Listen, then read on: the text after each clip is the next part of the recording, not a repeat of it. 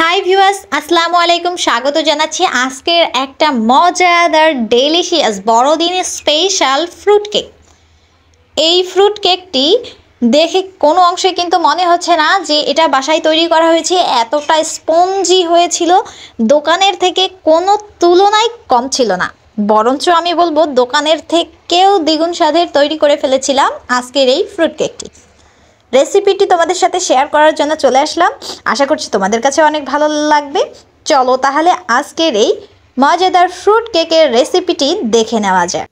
Cake বানানোর জন্য আমি প্রথমে 2টা ডিম ভেঙে নিচ্ছি। এগুলো কিন্তু নর্মাল টেম্পারেচারে থাকা ডিম, ফ্রিজে যদি থাকে তাহলে আধা ঘন্টা আগে বের করে নিতে হবে। ডিমের কুসুম দুটোকে আমি একটা বাটিতে উঠিয়ে রাখছি।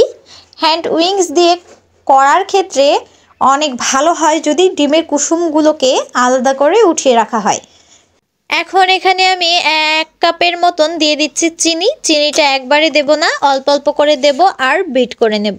অল্প অল্প করে দিলে জিনিসটা কিন্তু অনেক তাড়াতাড়ি ডিমের সাদা অংশের সাথে মিশে যাবে আর বিট করাটাও অনেক সুন্দর হবে। কিছুক্ষণের মধ্যেই দেখা যাবে যে চিনিটা গলে একবারে একটা ডিমের সাদা অংশের সাথে ফোমি ভাব চলে এসেছে। তবে একটু সময় নিয়ে কিন্তু এই কাজটি করে নিতে হবে। ক্রিমের মতন একটা ফোমি ভাব চলে আসলে এখন এখানে ডিমের কুসুম দুটা দিয়ে দিচ্ছি। আলতোভাবে এটাকে নেড়ে আমি এটার সাথে মিশিয়ে নেব। বেশি আবার বিট করা যাবে না, তাহলে কিন্তু ডিমের সেই ফোমি ভাবটা কিন্তু চলে যাবে। এবার শুকনো উপকরণগুলো অ্যাড করে দিচ্ছি। প্রথমে দিয়ে দিচ্ছি 1 কাপ ময়দা, তারপরে দিয়ে দিচ্ছি 2 টেবিল চামচ পাউডার দুধ, 1 টেবিল চামচ দিয়ে দিচ্ছি বেকিং পাউডার, হাফ চামচ দিয়ে দিচ্ছি বেকিং সোডা। সবগুলো শুকনো উপকরণকে ভালোভাবে চেলে নিচ্ছি। ভালো করে চেলে নেওয়া হয়ে গেলে এখন স্প্যাচুলা দিয়ে এটাকে ভালো করে আমি মিশিয়ে নিচ্ছি। ডিমের গন্ধটা যেন না আসে সেজন্য আমি এখানে সামান্য পরিমাণে ভ্যানিলা এসেন্স অ্যাড করে দিচ্ছি।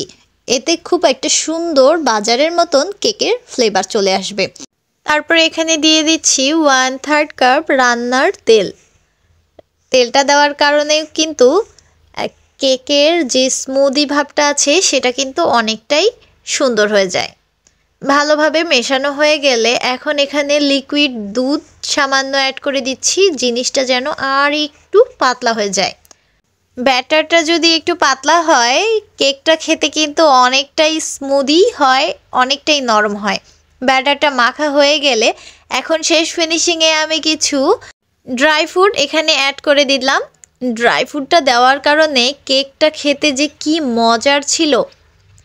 ভালোভাবে মেশানো হয়ে গেলে এখন একটা কেকের মোল্ড নিয়ে নিচ্ছি। তোমরা তোমাদের ইচ্ছে মতন কেকের মোল্ডটা নিয়ে নিতে পারো। আমি আজকে একটু লম্বা শেপের কেকের মোল্ডটা নিয়েছি। এখন এটাকে সেট করে নিচ্ছি সেখানে। কেকের মোল্ডে সামান্য একটু তেল ব্রাশ করে নিচ্ছি যেন কেকটা উঠানোর সময় আমাদের কষ্ট না হয়। এখন ব্যাটারটা আমি এখানে ঢেলে দিচ্ছি। তারপরে একটা টুথপিক দিয়ে ভালোভাবে এটা নেড়ে দিচ্ছি যেন ভেতরে থাকা বাবলসগুলো বের হয়ে আসে। আর সামান্য একটু ড্যাব ড্যাব করেও দিচ্ছি। বাবলগুলো কিন্তু তাহলে একদম ফুটে যাবে।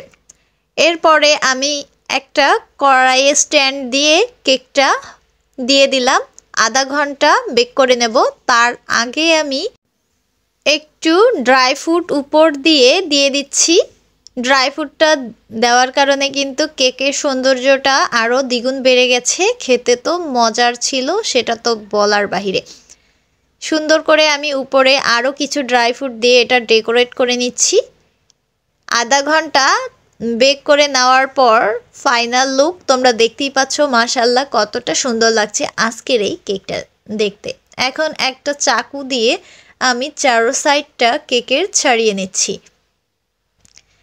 এভাবে কিন্তু তোমরাও ঘরে একদম দোকানের মতন কেক তৈরি করে ফেলতে পারবে।